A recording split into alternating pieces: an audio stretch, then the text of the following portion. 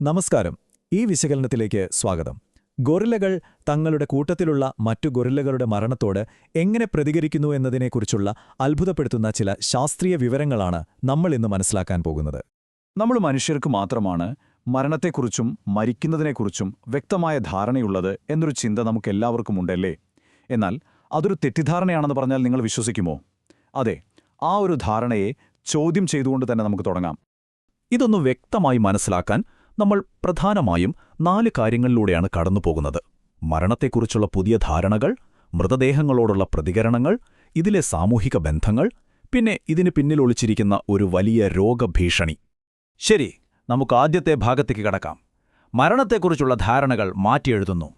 മൃഗങ്ങൾ മരണത്തോട് എങ്ങനെ പ്രതികരിക്കുന്നു എന്ന് പഠിക്കുന്ന ഒരു ശാസ്ത്രശാഖയുണ്ട്, കമ്പാരറ്റീവ് ടാനറ്റോളജി. ഇതിൽ നമ്മൾ പ്രധാനമായും ശ്രദ്ധിക്കേണ്ടത് നെക്രോഫോബിക് പെരുമാറ്റം എന്നൊരു കാര്യമാണ്.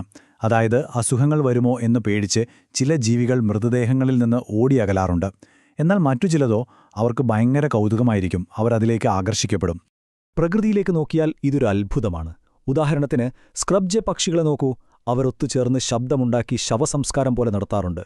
ആനകളാണെങ്കിൽ കൂട്ടത്തിലുള്ളവരുടെ അസ്ഥികളിൽ പോയി തൊട്ടുനോക്കും. ഇനി ചിമ്പാൻസികളോ? അവർ ചെറിയ കമ്പുകളൊക്കെ വെച്ച് മരിച്ചവരുടെ ശരീരം വൃത്തിയാക്കാൻ വരെ ശ്രമിക്കാറുണ്ട്. അപ്പം മൃഗങ്ങൾക്കും മരണത്തെക്കുറിച്ച് വലിയ കൗതുകമുണ്ടെന്ന് വ്യക്തമല്ലേ? ഇനി രണ്ടാമത്തെ ഭാഗത്തേക്ക് വരാം. മൃതദേഹങ്ങളോടുള്ള ഈ അത്ഭുതപ്പെടുത്തുന്ന പ്രതികരണങ്ങൾ. നമ്മുടെ കഥാനായകന്മാരായ ഗൊറില്ലകളിലേക്ക് തന്നെ നമുക്ക് പോകാം. ശാസ്ത്രജ്ഞർ 3 ഗോറില്ലകളുടെ മരണം നിരീക്ഷിച്ചു. ഇതിൽ 2 അവരുടെ കൂട്ടത്തിൽ തന്നെയുള്ള അവർക്ക് വളരെ പ്രിയപ്പെട്ട ടൈറ്റസ്, ടക്ക് എന്നിവരുടേതായിരുന്നു.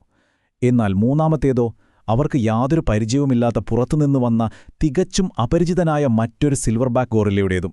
സാധാരണയായി ഇങ്ങനെ പുറത്തുനിന്നുള്ള സിൽവർ ബാക്കുകളെ കണ്ടാൽ വലിയ അടിയും വഴക്കുമാണുണ്ടാവാറുള്ളത്. അതുകൊണ്ട് ശാസ്ത്രജ്ഞർ ഉറപ്പിച്ചു, ഈ അപരിചിതന്റെ മൃതദേഹം ഗ്രൗവേഴ്സ് ഗൊറില്ലകൾ തീർച്ചയായും ഒഴിവാക്കുമെന്ന്. പക്ഷേ ഈ കാണുന്ന വിവരങ്ങൾ ശരിക്കും കൗതുകകരമാണ്.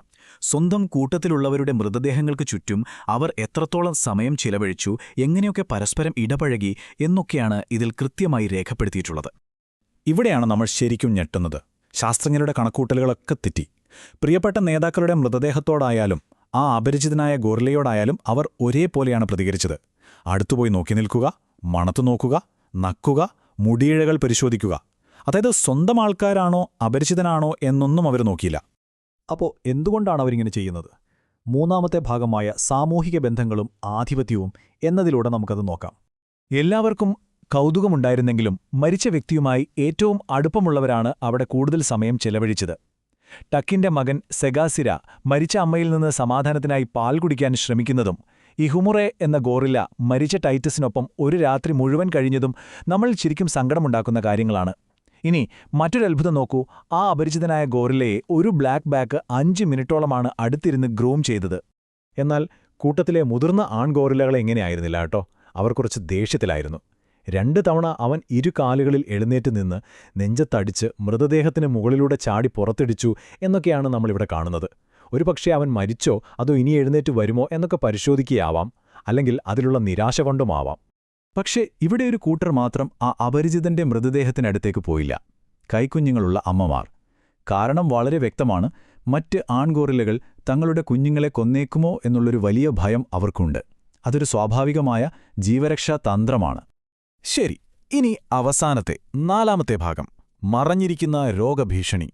ഈ സ്നേഹപ്രകടനങ്ങളൊക്കെ കാണാൻ നല്ലതാണെങ്കിലും ഇതിന് പിന്നിൽ ഭയാനകമായൊരു സത്യമുണ്ട്. ഈ 95% എന്നു പറയുന്നത് ചെറിയൊരു സംഖ്യയല്ല കേട്ടോ. എബോള പോലെയുള്ള വൈറസ് ബാധിച്ചാൽ ആഫ്രിക്കൻ കുരങ്ങുകളുടെ മരണനിരക്ക് 95% വരെയാണ്. ഒന്നാലോചിച്ചു നോക്കൂ. മൃതദേഹങ്ങളെ നക്കുന്നതും തൊടുന്നതുമൊക്കെ നമ്മൾ കണ്ടല്ലോ. ഇതിലൂടെ അവരറിയാതെ തന്നെ പകർച്ചവ്യാധികളെ ക്ഷണിച്ചു വരുത്തുകയാണ്. വൈറസുള്ള സ്രവങ്ങളും മലിനമായ പ്രതലങ്ങളുമായുള്ള സമ്പർക്കവുമൊക്കെ ഒരു ഗൊറില്ലയിൽ നിന്നും മറ്റൊന്നിലേക്ക് അതിവേഗം രോഗം പടർത്താൻ കാരണമാകുന്നു. ഇതവരുടെ കൂട്ടത്തെ മാത്രമല്ല ബാധിക്കുന്നത്. കാര്യങ്ങൾ കൂടുതൽ വഷളാക്കുന്നതെന്താണെന്ന് വെച്ചാൽ, മൃതദേഹത്തിന് സമീപമുള്ള വിസർജ്യങ്ങളിൽ ചിമ്പാൻസികൾക്ക് വലിയ ഇഷ്ടമുള്ള മിരിയാന്തസ് വിത്തുകൾ ശാസ്ത്രജ്ഞർ കണ്ടെത്തിയിരുന്നു. അതായത് മറ്റു ഗൊറില്ലകൾക്കും അതുവഴി ഇരതേടാൻ വരുന്ന ചിമ്പാൻസികൾക്കും വരെ ഈ മാരക വൈറസുകൾ വളരെ എളുപ്പത്തിൽ പകരാം. ശാസ്ത്രത്തിൽ ഇതിനെ ആന്റഗോണിസ്റ്റിക് പ്ലിയോട്രോപ്പി എന്ന് വിളിക്കും. പേര് കേട്ട് പേടിക്കേണ്ട, സംഭവം ഇത്രയുള്ളൂ.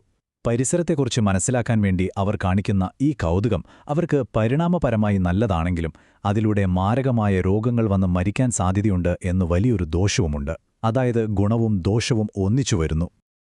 അപ്പോ നമ്മൾ ഈ വിശകലനം അവസാനിപ്പിക്കുകയാണ്. പോകുന്നതിന് മുൻപ് ഒരു നിമിഷം ചിന്തിക്കാനൊരു ചോദ്യം ഞാൻ ചോദിക്കാം. കാട്ടിലെ ഈ ജീവിതത്തിൽ മരണത്തെക്കുറിച്ച് മനസ്സിലാക്കാനും മരിച്ചവർക്കു വേണ്ടി സങ്കടപ്പെടാനുമുള്ള ഈ അഗാധമായ ആഗ്രഹം സ്വന്തം ജീവൻ തന്നെ പണയം വെക്കാൻ തക്ക വിലയുള്ള ഒന്നാണോ? എന്തായാലും ഇതൊരു വലിയ പ്രകൃതിരഹസ്യമായി തന്നെ തുടരുകയാണ്. ഈ വിവരങ്ങൾ നിങ്ങൾക്ക് കൗതുകകരമായി തോന്നിയെന്ന് വിശ്വസിക്കുന്നു. വീണ്ടും കാണാം.